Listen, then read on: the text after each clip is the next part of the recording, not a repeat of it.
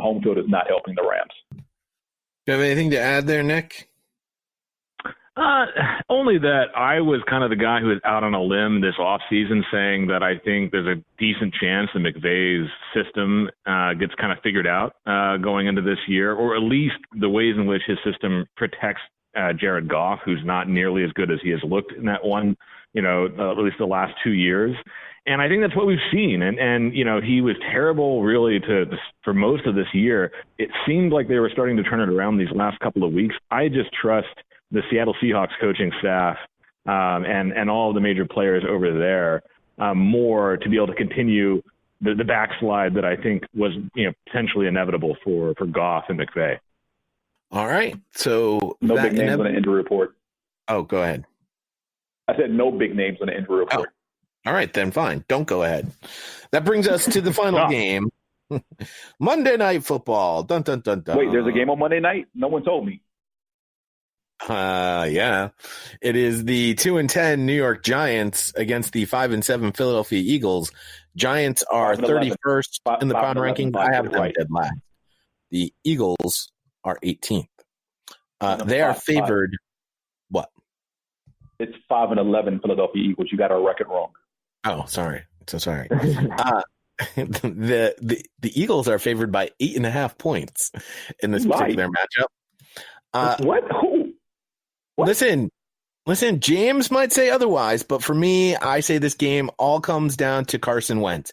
Passed for 310 yards, 3 touchdowns, a pick in that loss to Miami last week, his third 300-yard game of 2019. He does have 5 touchdowns, no picks for a 108.7 rating in his past 3 starts versus the Giants. He'll aim for his third in a row with a touchdown pass and 100-plus rating. In his past 7 home starts versus the division, 15 touchdowns, only 3 picks, a 106.6 rating. I'll take the Eagles. I'm not going to give up 8.5 points on this. And I hear, James, Eli Manning is coming back to start for Big Blue. Yeah, I mean, it doesn't matter if Santa Claus comes back and plays quarterback for them. I'm sorry. That for those who the first time listening, that's what I refer to the Giants' usual starter at quarterback when he plays the Eagles in December, because he likes giving the secondary presence. That won't matter this week because the secondary couldn't cover a cold last week against the Dolphins. And once they figured out that, hey, we have this wide receiver who can body up their corners, we're just going to keep throwing it up because they're not going to double team them. And then after that, it was, okay, now that we've done that, let's pick on Jalen Mills, because it seems that teams have forgotten that since he's come back off the injury. And that's the formula for shredding this Eagles defense. Find Jalen Mills, isolate him in man coverage, and throw to whoever he's covering, because he won't try to stop them from catching the ball at all. He'll just let them catch it. And he may whiff on the tackle. So tack on another 15 to 20 yards before the safeties get over there to help. Unless he's near the end zone, then he's definitely going to score. So, yeah, just keep picking on Jalen Mills and, occasionally Ronald Darby, because they can't do anything on the outside. So, no. Do I think the Eagles win this game? No. Is that me being overly pessimistic? Yes. Do I care? Not really. We lost last week to a team we had no business losing to. I don't want them to win another game this season. Yeah, I want them to be in the top 10 as far as the draft pick, to find a quarterback in the draft who can actually play football. That's all I got. By the way, the weather in this one could be rainy. Irrelevant. Could be rainy. Oh, goody. In the mid-50s though, so it's a mild rain. It's not a cold mild rain. Yeah, only 10-mile-per-hour winds too, so it's not even going to be that windy. Yeah. Quick hit on the injuries. Jordan Howard still listed as questionable. I blame Peterson for not running the ball more. It could have salted away the last team we played. But, hey, 17 carries for a rookie running back who had 87 yards on those 17 carries. I don't see why you don't give him 6 more to get him over 100. Golden Tate for the Giants, Jabril Peppers, Evan Ingram, Rhett Harrison, all listed as questionable. Daniel Jones already listed as questionable with a sore ankle after the last game, and that's about it. So, yeah, we might see that dude I referred to as Santa Claus, but he won't play like Santa Claus. Pat Shurmur, who is listed on the hot seat on that ESPN.com article, has already said that Eli Manning is most likely going to start. Those were his exact words. Most likely going to start. Likely. So whoop-de-doo. Nick, do you want to add any sort of realism to this conversation? That was realistic. Jalen Mills is the problem here. Jalen Mills and sometimes Darby. Yeah, you just pick on these corners one-on-one. You can torch them. I mean, it's another one of those ones where it's like you don't have really much faith in either team. It's just sort of like find somebody in this mess that I can trust. And I do think the Eagles coaching staff is much better than the Giants coaching staff, which knows it's all about to be fired. I mean, I don't know if you saw the press conference with Pat Shermer after the game last week, but he just had like this wide-eyed look in his eyes, like he had just like on his way there had like stepped into the storage closet where he found the maintenance people like sharpening the guillotine. Like he just knows he's getting fired. And, you know, that's not always the best thing for morale against a team. You know, and I think Jim Schwartz, he may not be the best DC in the world, but he's, I think, proud enough to not get probably beaten by the same game plan twice in a row. So, you know, by default, Eagles.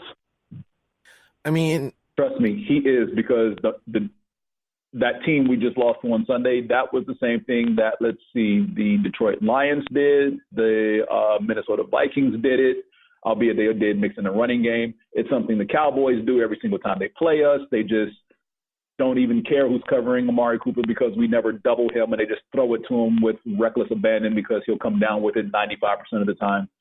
But, yeah, you'd figure Jim Schwartz would be like, hey, that guy's beating us. Might want to double him. Nope. I mean, this does. Meanwhile, this you is guys almost game, right? I mean, you talk about two teams that nobody has faith in. This is nobody. They don't play good games on Monday night anymore. Now, next week, it is the Colts at the Saints, and the unfortunate part about that is the Colts could be out of playoff contention. Well, maybe not. But they flexed Buffalo and Pittsburgh to Sunday night, which I think is an interesting choice. But by doing that, they gave us 5 4:00 games next week. So thank you. Thank you for the flex in week 15. In week 16, your final Monday night matchup will be Green Bay at Minnesota. Also, pretty good game. Sweet. Hold up. Let me go back to Nick's point about this team, quote, almost beating New England, a game I knew we were going to win regardless. Understand that this is where the failings of the offensive staff come into play. Now, while Pod will probably attest that his offense not playing up to snuff, and I'm not going to disagree with that, they did execute a trick play, which if you haven't been counting, the last 3 weeks, trick plays have been executed against us, and coincidentally, the last 3 weeks, we've also lost. However, with the Eagles' offense, and Pod, correct me if I'm wrong, on 3rd and long, when everyone knows the Eagles are going to try to find Zach Ertz, the Patriots double-teamed Zach Ertz and made Carson Wentz throw somewhere else. One-on-one coverage, he had people beat, and Carson Wentz still was tunnel vision on, I'm getting this ball to Zach Ertz, and I don't care what coverage you throw on him. And it almost cost him a couple of times because I think 2 of those passes were tipped, and one definitely probably should have been intercepted.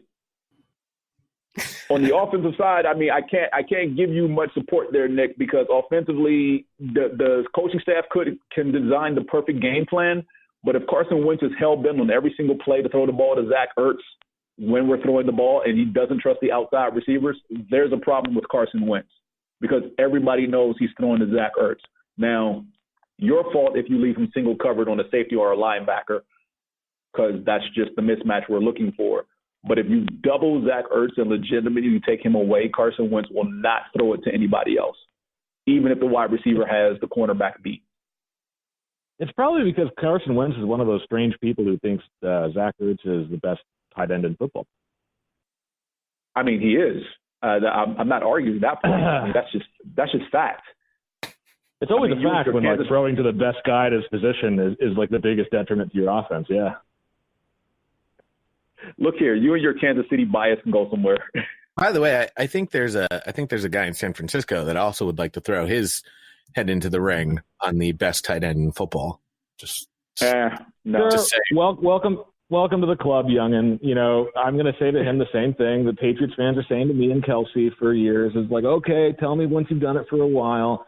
Meanwhile, Kelsey is like, I think he's 63 yards away from being the first tight end in NFL history to have 3 or 4 straight seasons with 1,000 or more yards. over 1,300 last year. He's like the only tight end who's like consistently put up wide receiver 1 numbers. And this podcast has done too long. Yeah, this podcast has gone too long. I was going to bring up the NFL 100 team, but quite honestly, I'm already bored with what they've done. I mean, I don't understand what the hype was behind. Oh, this is great. This is great footage. Everybody's sitting around the table. They're all patting themselves on the back.